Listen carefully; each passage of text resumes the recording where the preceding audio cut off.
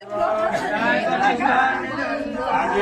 અજીતસિંહ ઝાલા અજીતસિંહ પ્રતાપસિંહના જ્ઞાતિ ઉંમરમાં હિન્દુસ્તાનના વણિયાએ રાક્ષસી પાપ કરાઈને મારે છે। આજે તમારા અને મારા ઘરમાં બધાના ઘેર હાથ નહીં કાલ બધાના દુઃખ છે।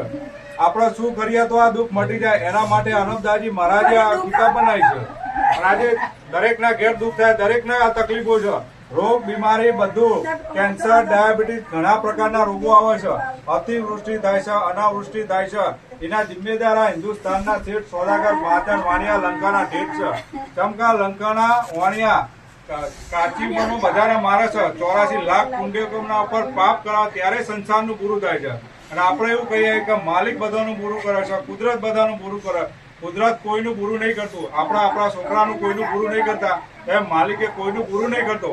પણ આજે હિન્દુસ્તાનના વણિયા જે આજે ધર્માત્મા થઈને બે રહ્યા અને ધર્માત્માની ચાદર ઓઢી અને હિન્દુસ્તાનના વણિયા આવું પાપ કરે ત્યારે ચોપાયું, પંખેરું, આદમી, ઝાડ, વનસ્પતિ બધું એ ભૂકંપ કરે, સુનામી કરે, દુષ્કાળ કરે। આજે કેટલા બધા વાવાઝોડા બધું જુઓ, બધાના નુકસાન થાય। આપણો તો ઠીક, આજે અનબોલા જાનવર પણ મળી રહ્યા હમણાં પાપથી।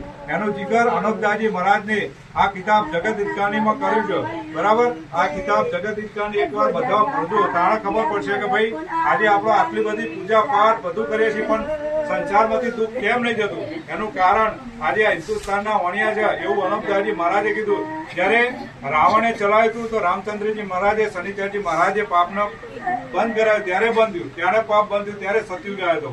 એવી જ રીતે કંસ રાજા ચલાવ્યો ત્યારે કૃષ્ણ મહારાજે બંધ કરાવ્યું ત્યારે બંધ થયું। આજે એવું ને એવું પાપ ચાલી રહ્યું, એવી રીતના જ બધું તકલીફો થઈ રહી।